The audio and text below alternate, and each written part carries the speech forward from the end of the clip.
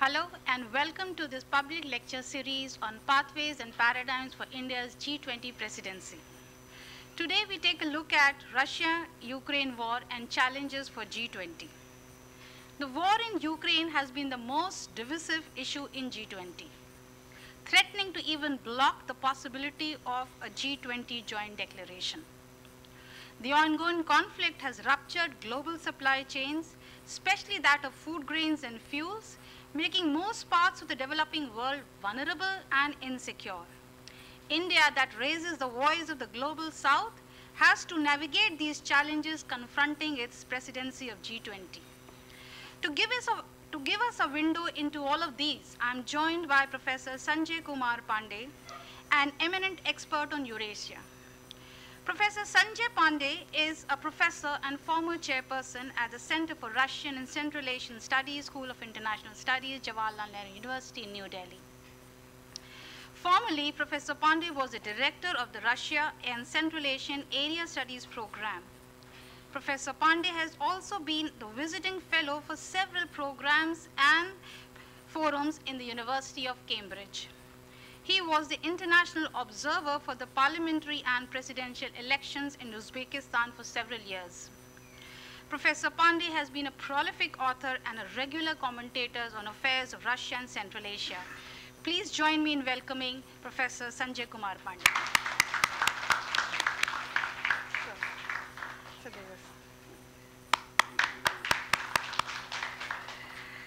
Professor Pandey, please give us a sense of the complexity that Russia-Ukraine war is posing for G20 and what headways could possibly be achieved there. Over to you.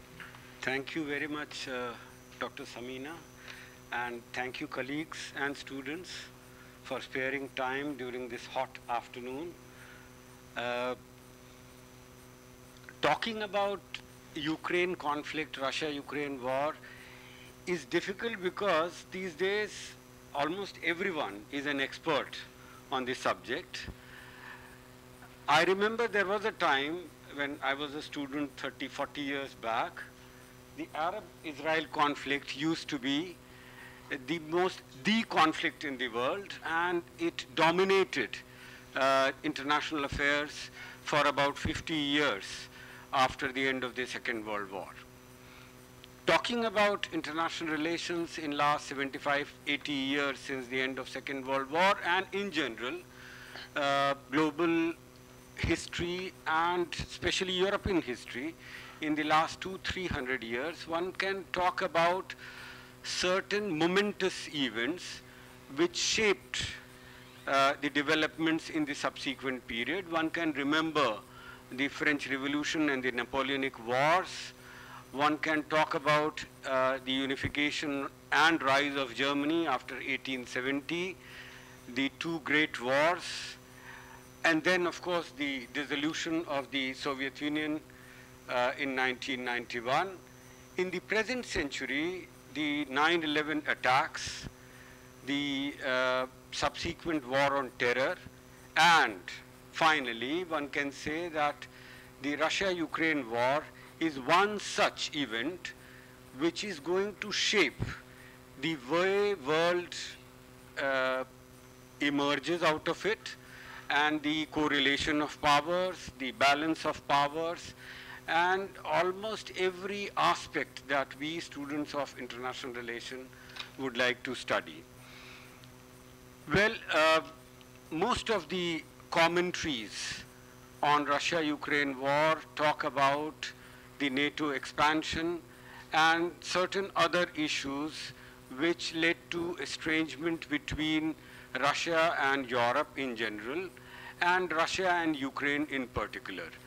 But those who have studied Russian history or Russia-Ukraine, Eurasia in general, would know that the roots of the conflict go back deep into history, and a brief peep into Russian history is something which will give us a perspective about what has gone wrong between Russia and Europe, and maybe between Russia and Ukraine in particular. Russia and Ukraine, most of us would know, are joined by history, culture, language, religion. There is so much that is common between them that it sometimes becomes difficult to understand why two countries who have so many commonalities have fallen out with each other. The answer lies in the way the two countries have seen or interpreted their history.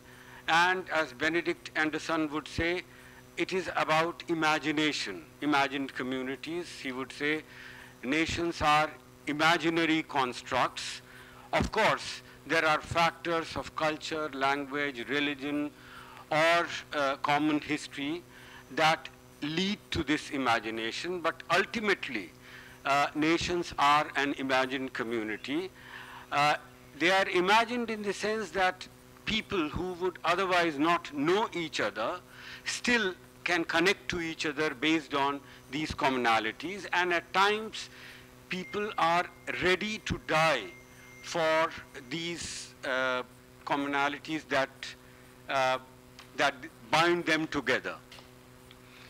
Talking about Russian and Ukrainian history, the beginning of these nations or states go back to at least 1200 years, when sometimes in 882 AD, a small Kievan principality started expanding, and in the subsequent centuries it became one of the great powers of that region.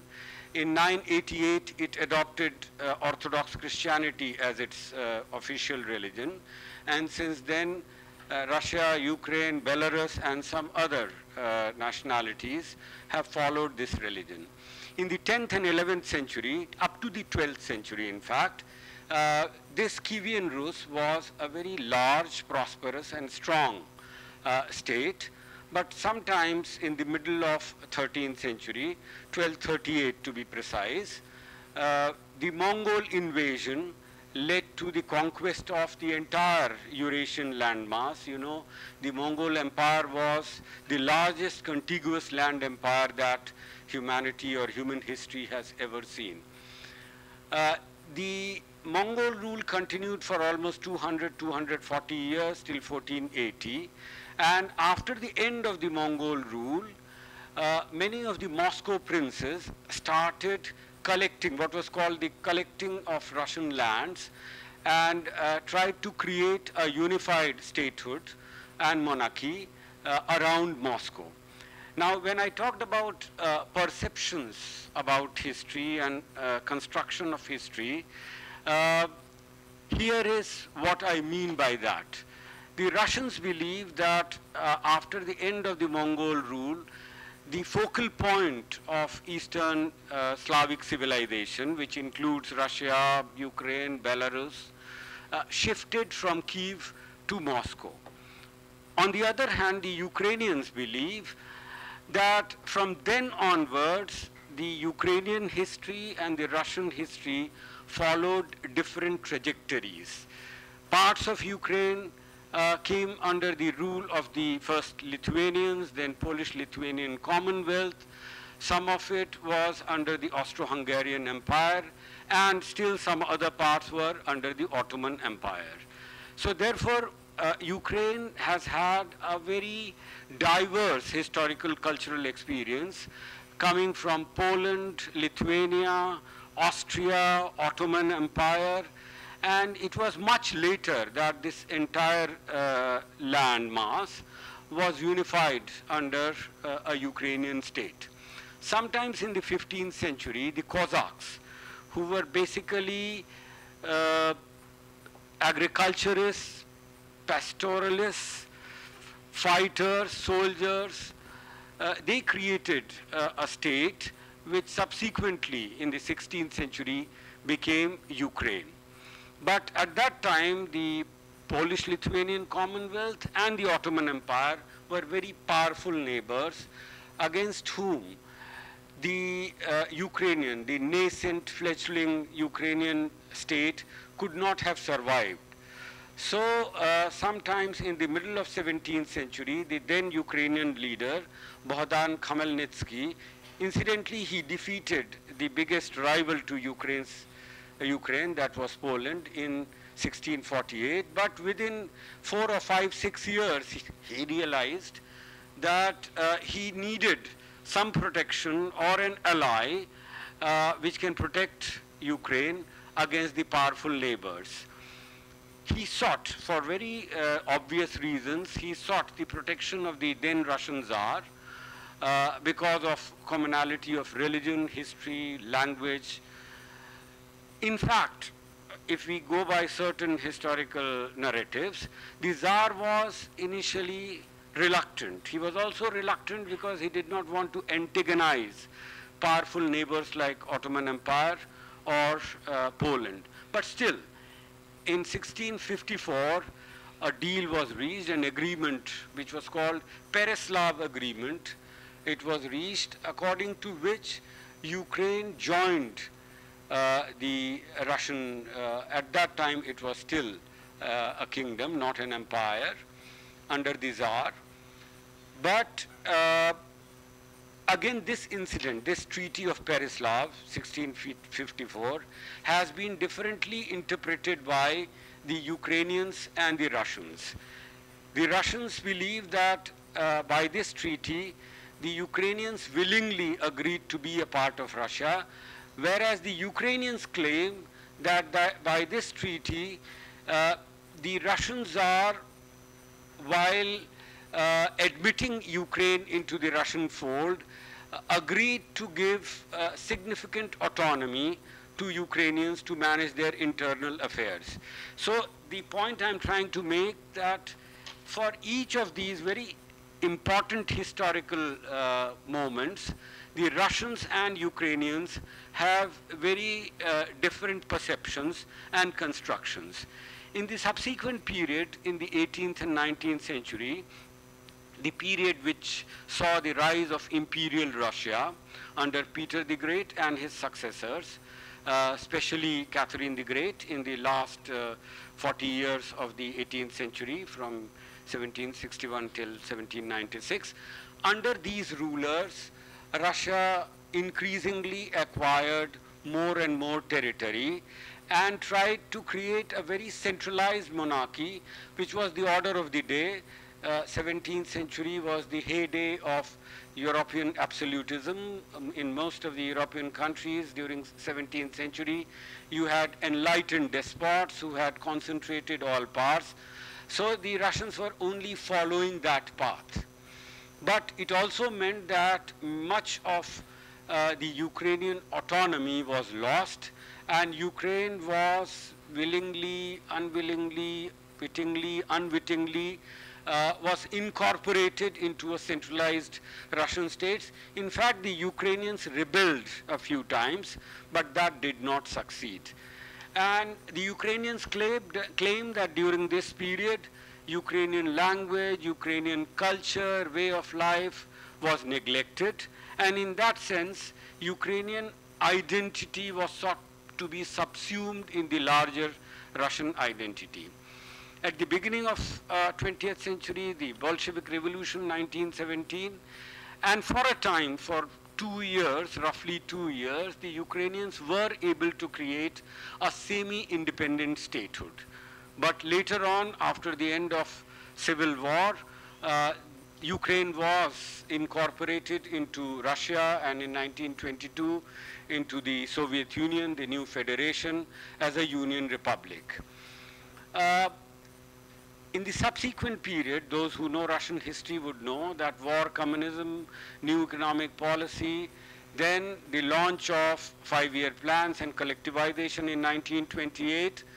And in the subsequent period, in the next 5 to 10 years, because of policy of collectivization, bringing all agricultural land under collective farms or state farms, it led to a massive decrease in cultivation and widespread famines, Holodomor, as the Ukrainians call it.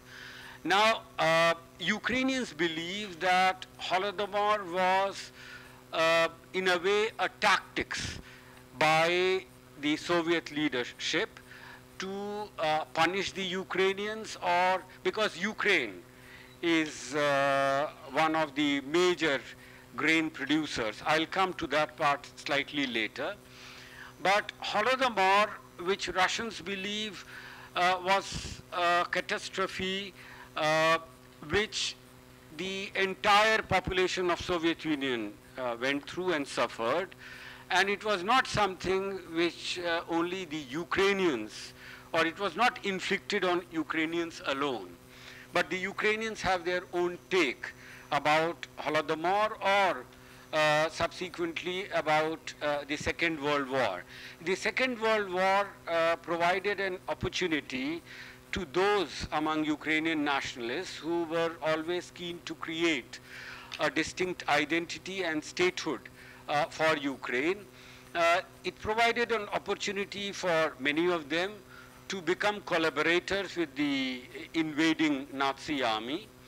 But very soon they realized that Nazis were no friends of Ukrainians. Advances against the larger polity in which they are based, the memories or bitter memories of historical past, which they want to construct in a certain way, that creates a feeling of estrangement and a desire to become separate or to achieve independence if possible.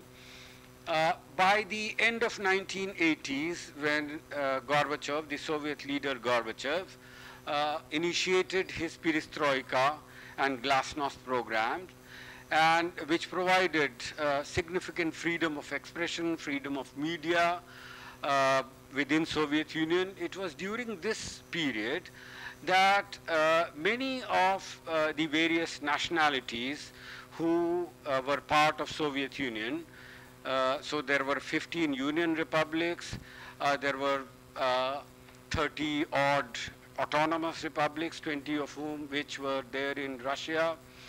Similarly, there were various other types of constituent units who together made up the Soviet Union. Some of them, I won't say many of them, but some of them, especially the Baltic republics, Latvia, Lithuania, Estonia, and the Ukrainians, they started demanding autonomy or independence within Russia, which was one of the Union republics, the largest of course. Such demands were there only among a few communities or nationalities, notably the Chechens, and to some extent Tatars, Tatarstan. But otherwise, these demands were not there. So the rest of the story is well known. Soviet Union disintegrated on 31st of December 1991. Ukraine became an independent country. Here I would like to mention certain facts about Russia and Ukraine which help us understand the complexity of the problem. Russia, if you consider it as part of Europe, which most of us would like to, is the largest country in Europe, both in terms of territory and population. Incidentally, Ukraine is the second largest country in Europe in terms of territory and seventh largest in terms of population. So that shows us that these two countries occupy a significant area in the Eurasian landmass and especially in Europe. But otherwise, Ukraine, which of course under the Soviet Union and much before that, Ukraine has been considered breadbasket of Europe, and during the Soviet period of Soviet Union. Russia, of course, is among the leading exporters of wheat, followed by Ukraine, Canada, Australia, some other US maybe. But Russia and Ukraine are among the major grain suppliers, especially wheat, but edible oils and many other. Of course, Russia is rich in mineral resources. Russia is, has been the largest exporter of gas, among 2 or 3 largest exporters of oil.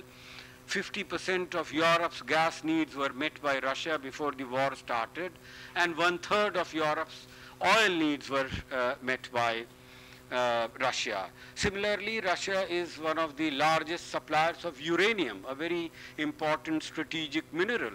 Apart from, and incidentally, nearly 40% of US uranium imports used to be from Russia or Kazakhstan, another very big exporter of uranium.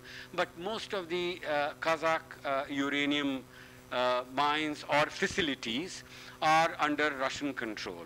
So Russia basically controlled this extremely important strategic mineral which was in great demand in US and Europe. So, and otherwise also Russians claim that almost every element on the periodic table is present in Russia. Russia has very important minerals and metals like copper, nickel, zinc, which again are, and Russia is among the 10 biggest exporters of these important minerals.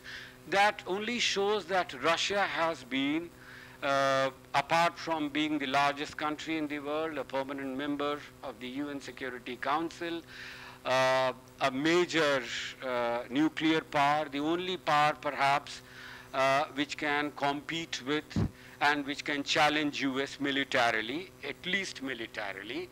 So Russia has that type of antecedent. Ukraine, as I said, is also an important country, has been an important country. The fact that Ukraine lies between Europe and Russia, the fact that Russia, as I said, one of the most important, #1 supplier of European energy, some of the most oldest and largest gas pipelines they used to pass through Ukraine. And Russia always had a desire to somehow control the flow of gas through Ukraine. Of course, the Ukrainians greatly benefited from these gas supplies, both in terms of getting rent and revenue, and also getting subsidized Russian gas. At times, whenever the Ukrainians, their relations with Russia was strained, the Russians would demand gas prices on par with the global prices, or at par with what the countries of Europe were giving to Russia. Now, Ukrainians, from the very beginning, and much before it, we have seen the history of Ukraine, in fact, there were two strands in Ukraine when it came to identity discourse. One which saw Ukraine as part of the larger Eastern Slavic civilization, and between 15 to 20% of the Ukrainians consider Russian as their mother tongue. A greater number can speak Russian, that is another matter. So quite a significant, almost a third of Ukrainians. This was a poll which was carried out before the 2014 Crimean annexation, and nearly 30% of the Ukrainians, one way or the other, favored integrating with Russia or the Russian-led Eurasian Economic Union, which was to be launched on 1st of January 2015. And Russia was very keen that Ukraine should join this union. But a greater number, at least before 2014, about 40% of the Ukrainians believed that a better future awaits them as part of EU and NATO. Now, that brings us to the most complex issue that has bedeviled Ukraine-Russia ties, and also ties between Russia and West. I would not like to go into the history of Russia-West ties, but in general, maybe in 1 or 2 minutes, one can just remind the audience that Russia's relations with Europe has been very problematic. One of the foremost writers and scholars of our time, Samuel Huntington, claimed that Russia is a torn country. And he believed that Russia is not part of Europe because much of what went into the making of Europe in the last 500, 700 or even longer period, Russia had no experience of it, whether it is European Catholicism, feudalism, or subsequently, more importantly, Renaissance, Reformation, commercial revolution, rise of a new middle class in Europe, industrial revolution, enlightenment. Huntington would say that much of it is absent from Russia's historical cultural experience, and therefore Russia cannot be considered part of Europe. It is another matter that from the end of 17th or at least the beginning of 18th century, under Peter the Great and his successors, the Russian rulers, realizing Russia's backwardness, launched a massive program of Europeanization, Westernization, modernization, trying to reform almost every aspect of Russian life and to make Russia strong enough to defend itself against its European neighbors. And one is surprised if it is told that in the 17th century, countries like Poland and Sweden constituted an existential threat to Russia. So one of the reasons behind Russia's modernization was to equip itself to defend the fatherland against these European neighbors. For that, they had to bring about reforms in every aspect of Russian life. This reform program, which continued in the subsequent 200-300 years, of course, did not go unchallenged. There were many Russians who believed that imitation of the West or blindly following the Western model is undermining Russia's self-image. And this was also the time when nationalism, by the end of 18th, early 19th century, was taking hold of Europe. And in these times, these Russian nationalists, initially they were called Slavophiles, who believed that Russia has a distinct and unique Slavic identity, its own religion, that is orthodoxy, and way of life based on the community, the obscena. The Russian opposition to West took many forms. In the subsequent period, there were some who almost considered Russia to be a part of the East, the Orient. In the 20th century, there were Eurasianists who came out with a new formulation that Russia is neither part of Europe nor Asia, although it shares something with both, but it is a bridge between the two and is distinct and unique. It is believed that after Soviet disintegration, the Russian foreign policy especially, but also in many ways the domestic politics, has alternated or oscillated between these two schools of thought.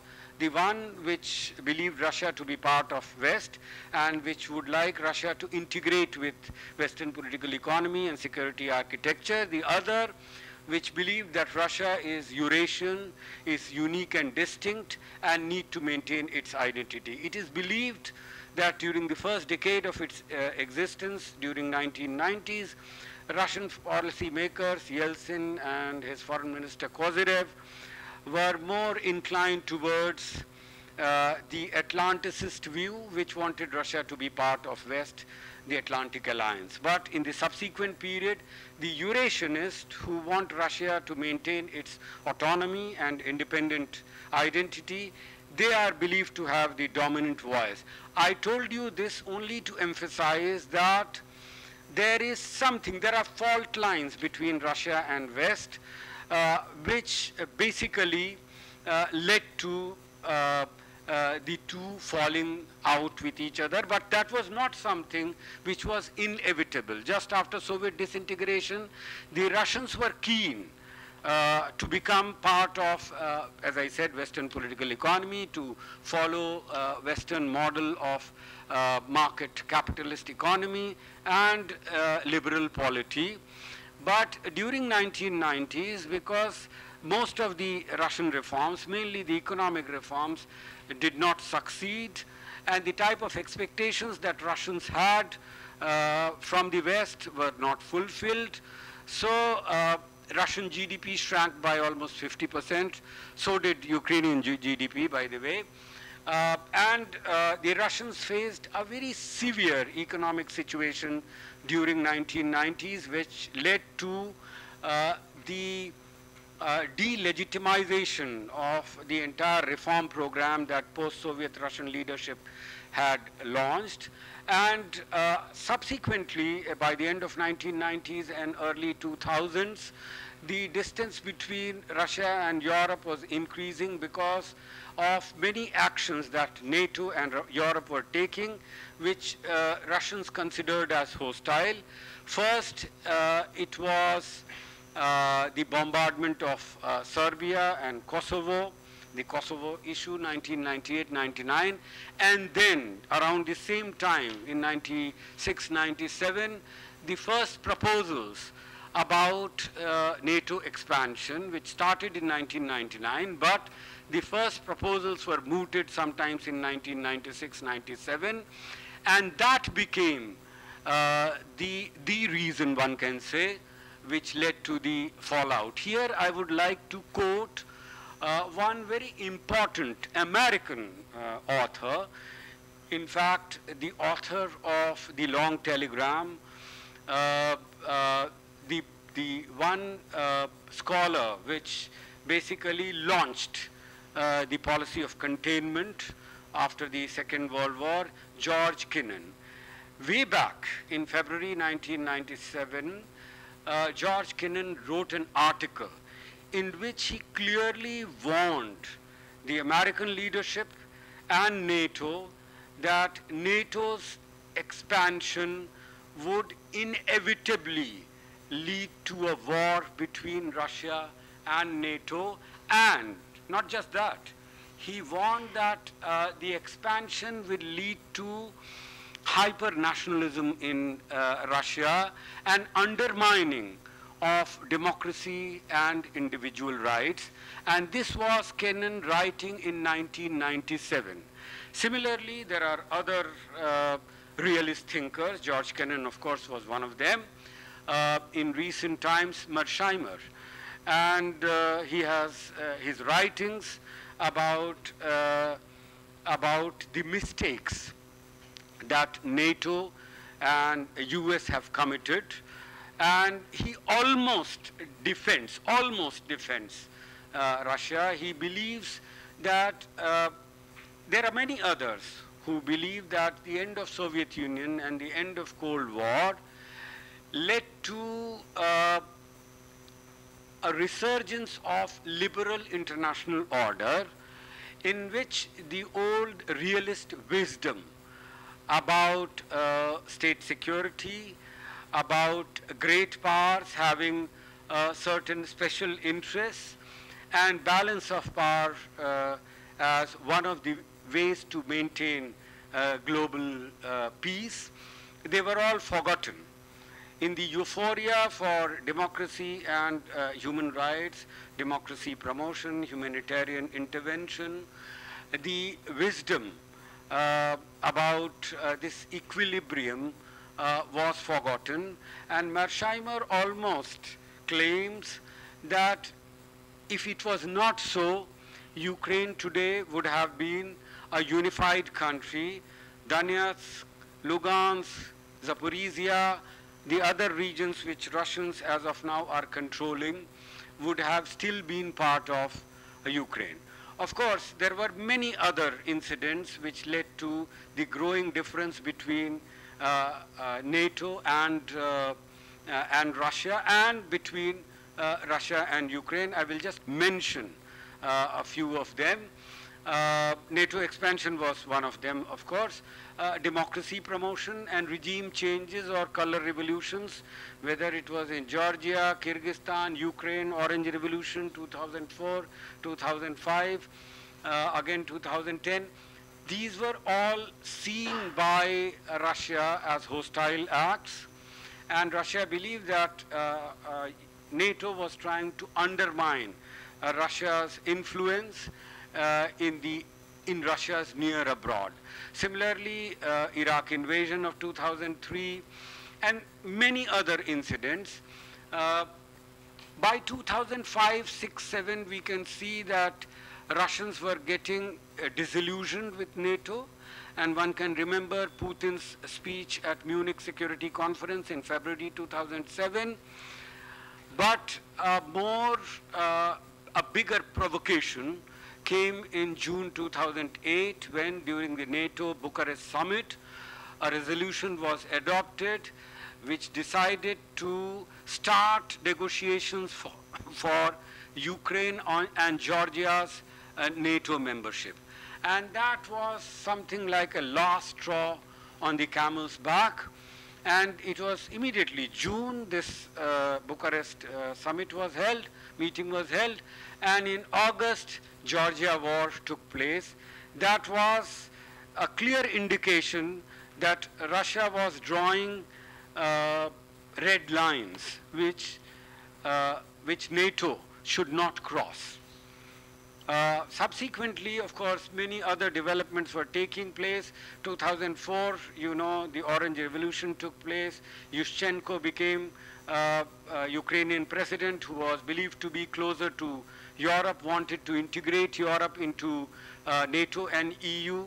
But by 2009-10, first in 2009, Yanukovych, who was considered to be pro-Russian, became the prime minister, and 2010 he became the president.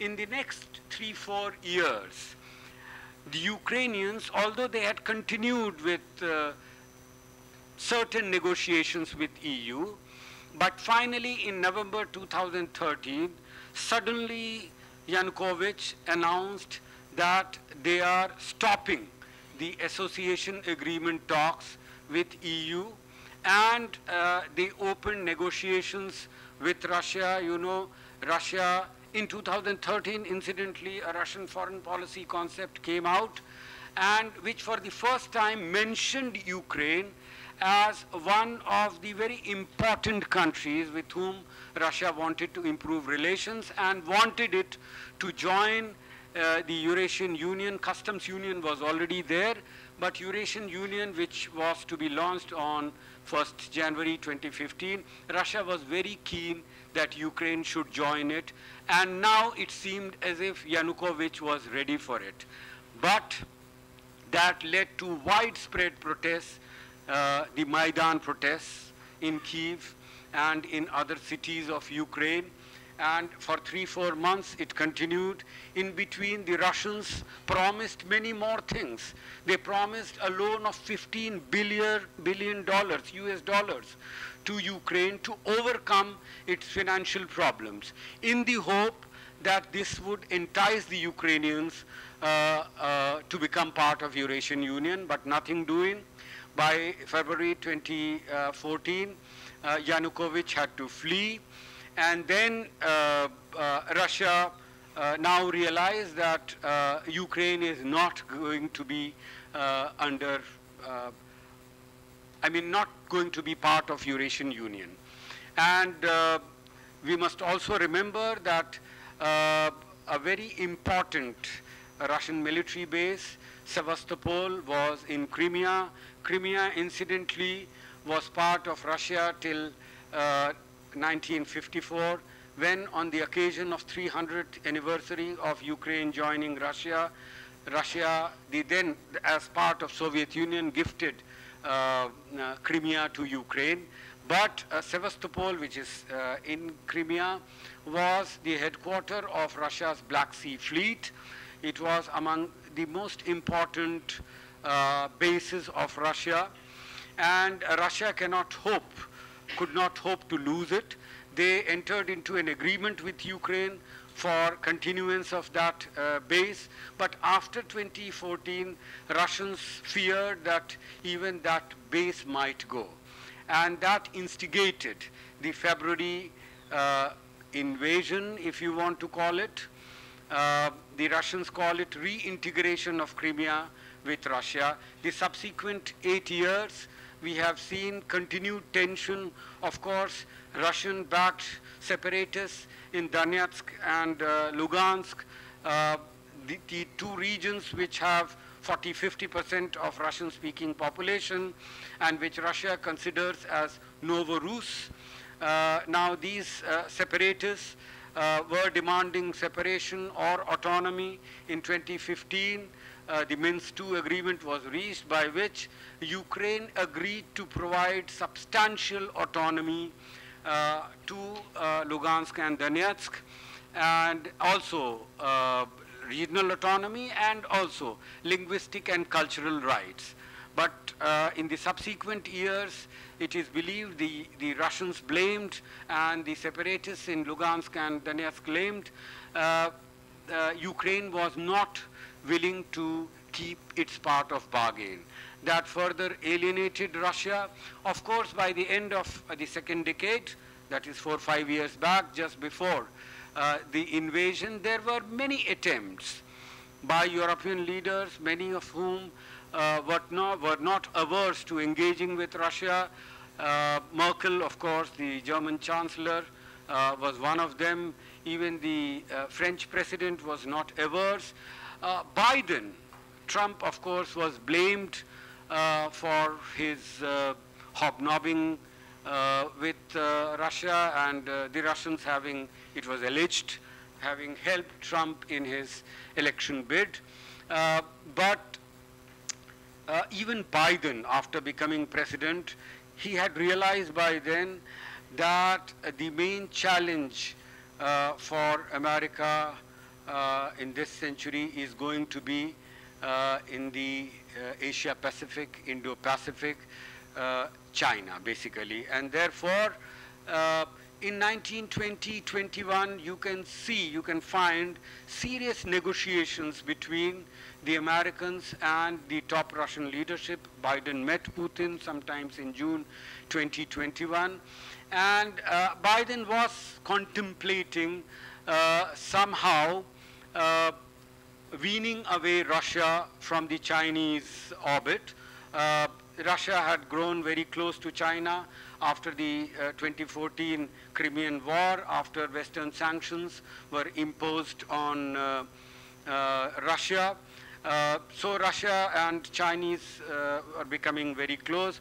Biden was contemplating weaning away Russia. But then many other things happened. Some would say there is a very strong Russophobic anti-Russian lobby in Washington. Similarly, there are many in Europe, and including and especially in Poland and the Baltic republics, who were not comfortable with Russia joining the West, and because they saw Russia as the foremost threat for them.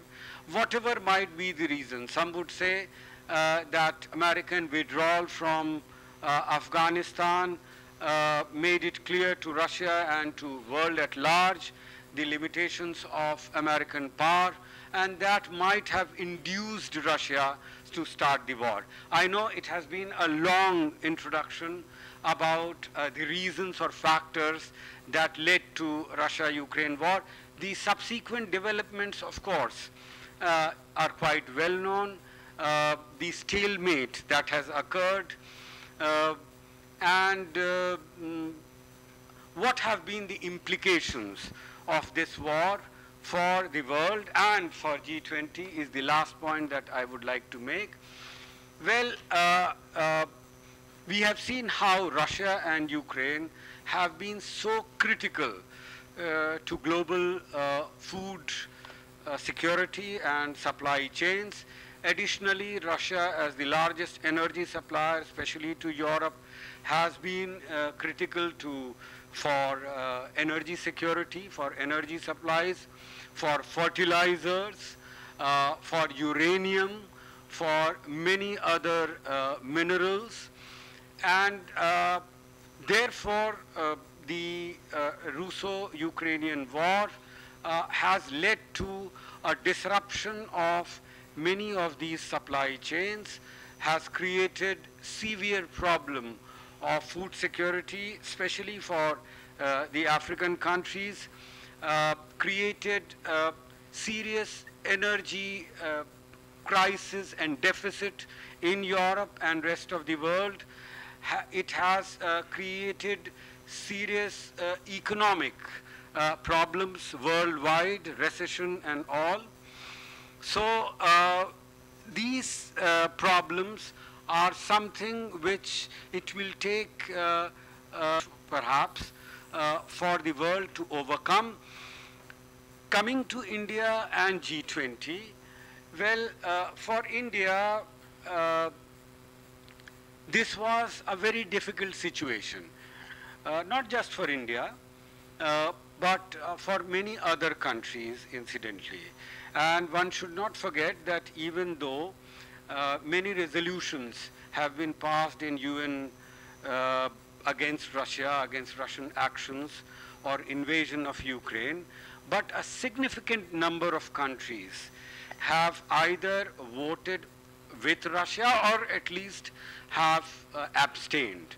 If you just want to assess this in terms of the global population, for example, almost 2/3, including Russia, China and India, 2/3 of the global population, more than 70, 80 countries are those who are not in favor of sanctions against Russia and who would not like to put all the blame on Russia for what's happening. It's another matter that when it comes to the size of their economies, the Europeans, the North Americans, the Japanese, the Koreans, they constitute almost 70%, those who are pitted against Russia and who are in favor of sanctions. So it's a very complex situation that countries like India and, for that matter, many countries in West Asia, in Southeast Asia. Last G20 summit was in Indonesia, in Bali, and we know how the Ukrainian diplomats had to burn midnight oil and had to face a very difficult diplomatic maneuver in order to come out with something like a consensus statement. Similarly, there are countries in West Asia, some of whom have voted along with US and Europe, but many of whom in UN, but are not in support of sanctions. And remember one thing, the sanctions are basically US and Western sanctions. These are not sanctions imposed by the UN on Russia. So technically, countries like Russia, India, and the other Asian African countries are not bound by those sanctions. It's another matter that since the weight of these countries, the economic weight of these countries who have imposed sanctions is such, and they basically decide the global economic agenda. They dominate the economic and financial institutions. Therefore, many of the countries who otherwise are not in favor of sanctions, like India, are perforce forced to somehow fall in line, but not entirely. And we know how India, even after 2014, first Russian annexation of Crimea, the then government, and it was not this government, the earlier government, Shiv Shankar Menon was the NSA at that time, and how he came out with a very nuanced stand in which, without being seen as supporting the Russian action, he made it clear that India understands that Russia has some legitimate security concerns which need to be taken into account. And any settlement should take into account the security concerns and interest of both the parties. Of course, India more than once reiterated its support for sovereignty and territorial integrity of countries, or for that matter, of Ukraine.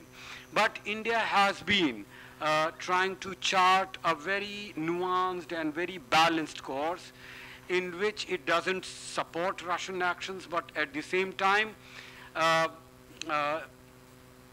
does not follow the Western sanctions. We know how India has become one of the major importers of Russian energy.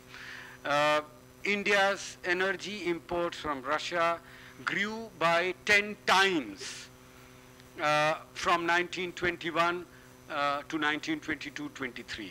It's a huge, huge jump. Russia-India trade, which was stalemated around $10 billion plus minus for about 10 years, 12 years, has suddenly jumped to $14 billion last year. So some would say that India has certain economic interests because of which it would not like to follow Western sanctions. But don't forget that even the Western sanctions regime had kept certain items, initially at least, out of sanctions. Uranium, for example. So the Americans made it clear that uranium will not be under the sanction regime. Similarly, potash or fertilizers for some time was not in the sanctions regime. Potash, which is a very important chemical in making of fertilizer, was also, but at the same time, there were other measures, how Russian banks were taken out of the SWIFT arrangement, and many other actions were perceived by Russia as clearly hostile. The West believed that the sanctions would lead to collapse of Russian economy, and that would bring Russia to the negotiating table, which did not happen. The Russians similarly had misconception that within a few weeks of the start of Ukraine war, they would be able to force a treaty as per their own wishes, in which perhaps they would have asked Ukraine to remain neutral, not to join West. In fact, some of these proposals were mooted during the initial months of the Ukraine war, but, and Russia, according to some reports, was even willing to withdraw from Ukrainian territory, provided the Ukrainians go by the Minsk II agreement and agree not to be a part of NATO. But all those proposals have come to a naught. Now coming to G20. Now, India saw G20 presidency as its big moment, as the opportune time. India, which since its independence has tried to follow an autonomous foreign policy with a distinct worldview, whether it was called non-alignment at some point of time or subsequently whatever name you give it. But according to, I remember one American writer calling Indian foreign policy as notoriously independent. So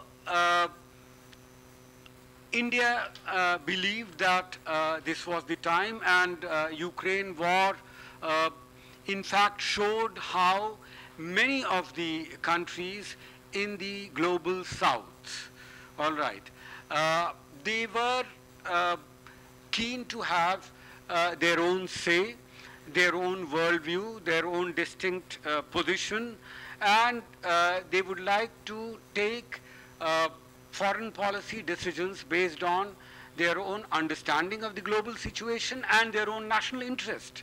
If the Americans and Europeans, and don't forget, even now, the Ukrainian pipelines are still supplying Russian gas to Europe.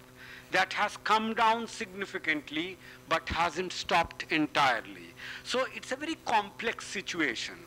And countries like India would like to follow a very nuanced policy. What will happen Some Sherpa meetings have already taken place. The last one is going to take place on 7th and 8th. It is believed that India would like to hammer out a consensus, and India, of course, and many of the countries of the South, and half a dozen or more of them are part of G20.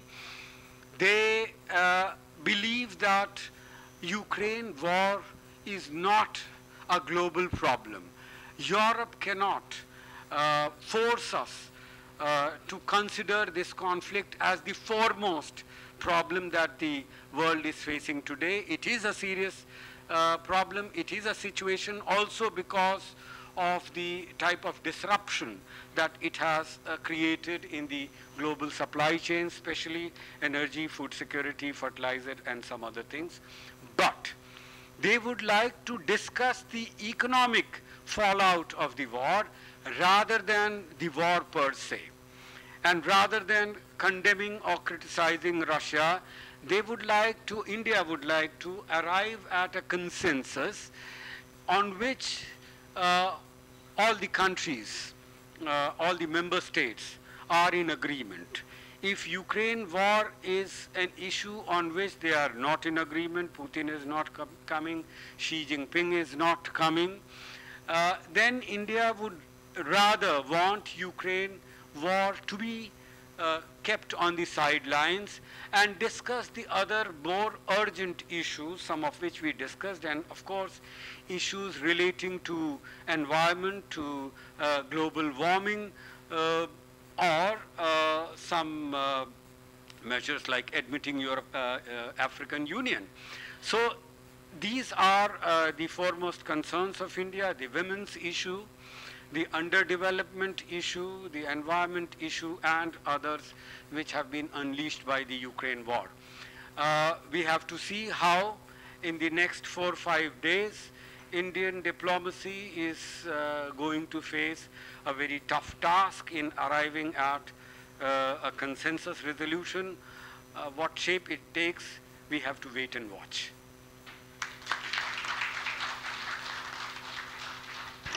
Thank you, Professor Pandey, for throwing light on such a complex and grave issue, as well as giving us a sense of the ray of hope that can possibly exist in terms of, going deep into history, the connections and the diversions and the imaginary constructs.